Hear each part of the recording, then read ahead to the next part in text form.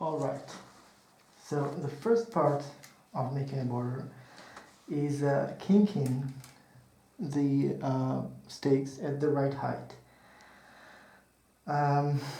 So we're going to kink them we're going to take the thickness of the rod. Suppose this is the thickness of the rod and a little bit more, between 1 and 2 times the thickness of the rod, and we're going to use our fingernail here and kink our uprights. So that's 1, 2, and 3. Second one might be a bit too tall. We might also do the 4th and the 5th. Now, what we do, we take the first upright that we've kinked and we take it down towards the right behind the next upright, like that. Now, this might be a little bit difficult if the uprights are thick. It might be difficult to go behind one. But I think that this border is going to be the easiest to understand. Now the second one is going to go behind the next one, and the third one is also going to go behind the next one and towards the outside. This one broke a little bit. I might still want to get them more wet since they are breaking. Alright, so now that we've done that, we basically have 3 weavers, right? As in a 3-rod whale. So we take one of these weavers and basically weave it as in a 3-rod whale. Weave it towards here, just like that. Now, after we've done that, let's just move the tool basket out of the way. After we've done that, we take the next upright, this one, and join it together with it. Now, we're going to take the left one again, make 1 weaving move. Remember, we'll always exit after the last one. So if the last one is here, now we have to exit here. After that, we have to exit here.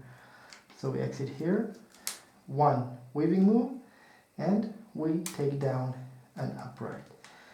Now this upright is already kinked because we kinked it in the beginning. But the next one is not kinked. So let's see what we're doing. We're making 1 weaving move, right? This one weaves and 1 joins it. But to kink this upright, we're going to pull it towards ourselves upon the weaver, move it towards the right like that, and then it's kinked at the right height. Now this one here might be kinked a bit too high, but it's okay. It takes a lot of experience to know how to kink them properly at the beginning. So now, after we've weaved the third one, we have 3 pairs. 1, 2, 3 pairs.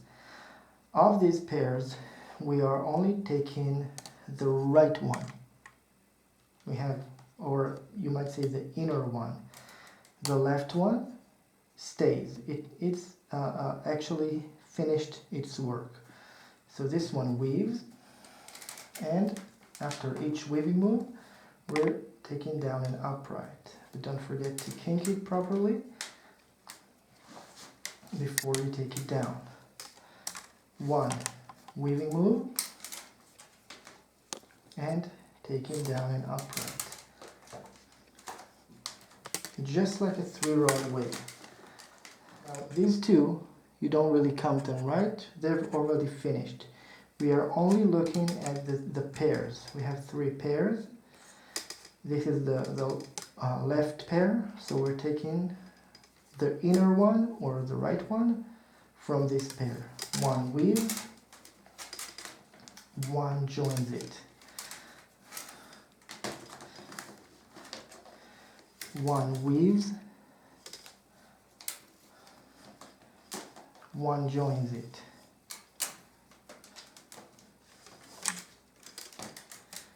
One weaves, one joins it. Very, very simple. One weaving move, taking down and upright. That's your mantra. You're making one weaving move and taking down and upright. One weaving move, taking down and upright. One weaving move, taking down and upright. When you're joining the upright to the weaver, make sure to lay them nicely next to each other and not on top of each other, like that. One weaving move, one join.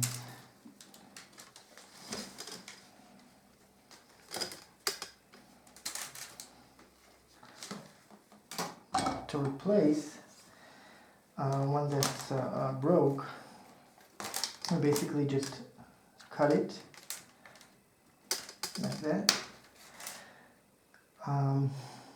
Then we make a cut, diagonal cut, and insert it instead of the old one. Alright, so this one is here.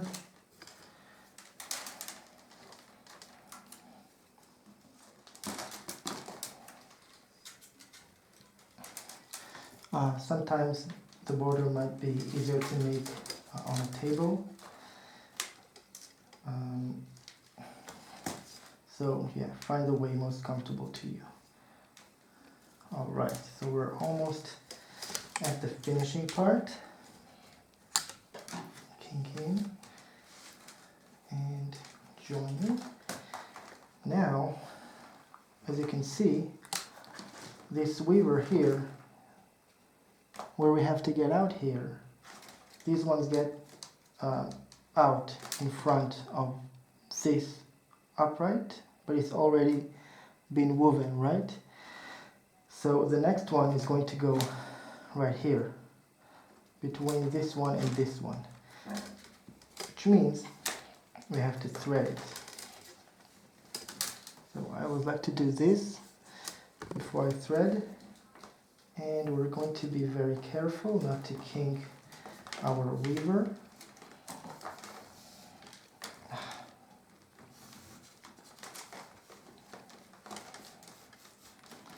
And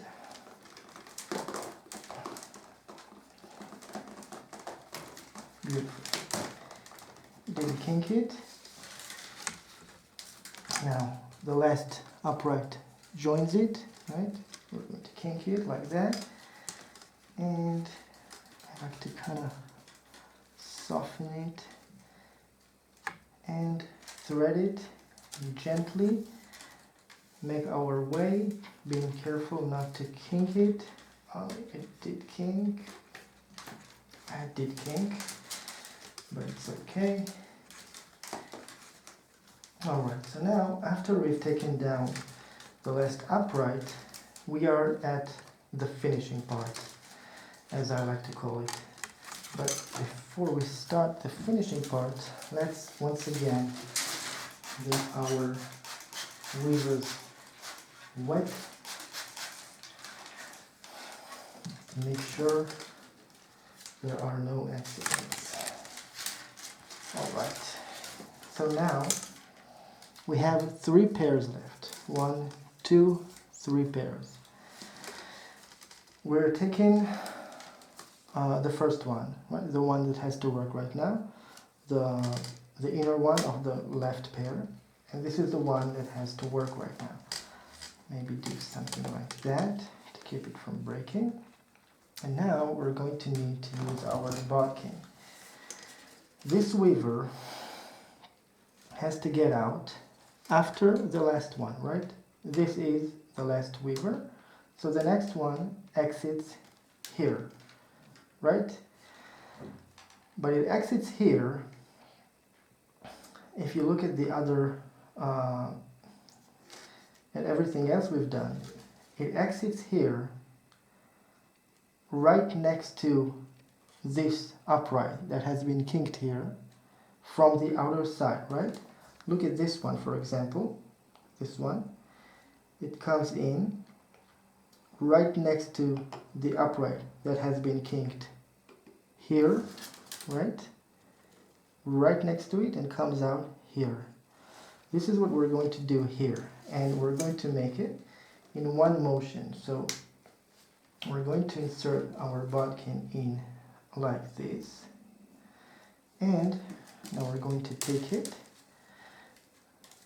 and insert it here if we can. All right, did it. And once again, very carefully, trying to kink it. And it did kink.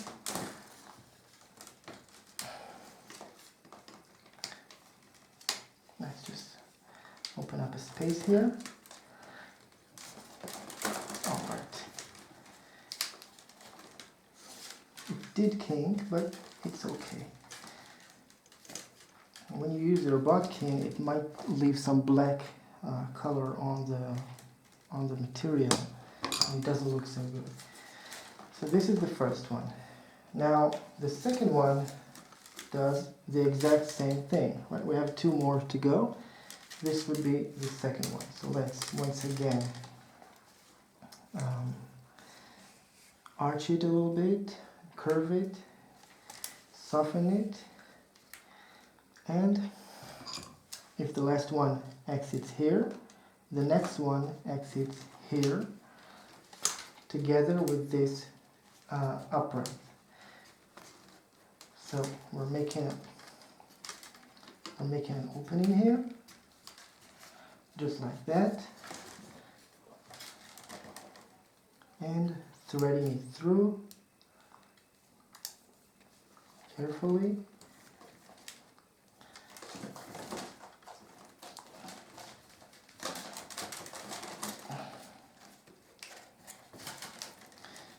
This one also kinked.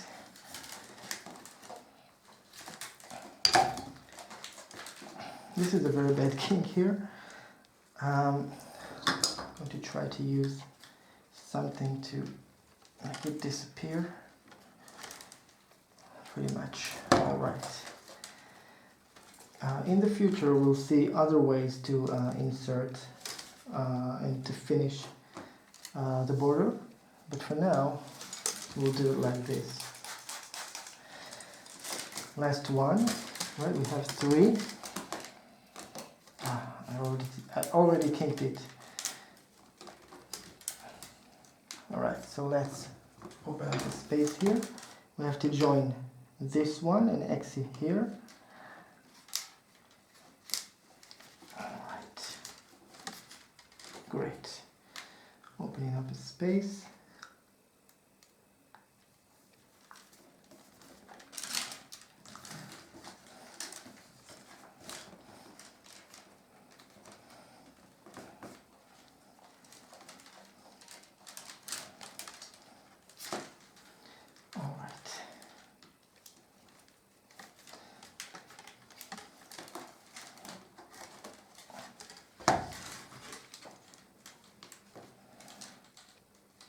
Not a very fine border, but I did it. And now we have to trim. So we're just taking our shears, and same as we did with the joints, we're pulling it a bit like that, right? And making the cut so that it will not be felt, right? Oops.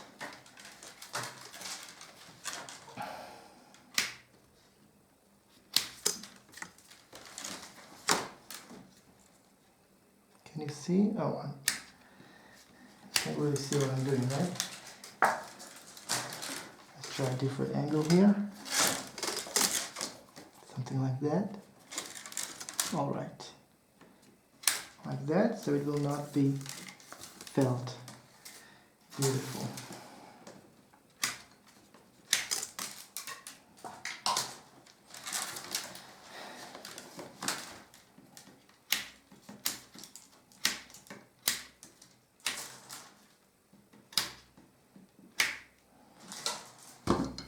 Look at the angle of the cut here. You see? Can't feel it. It doesn't grab onto anything. Beautiful. Now let's see if we have some trimming to do on the inside. Maybe we have to trim the butt ends of the last rending section just a little bit.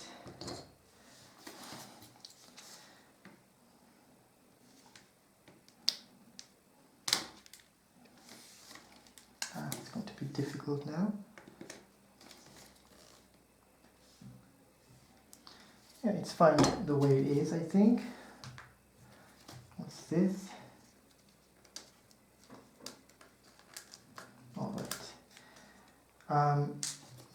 The only thing that I forgot to do here is to prepare for a handle, which is really a shame.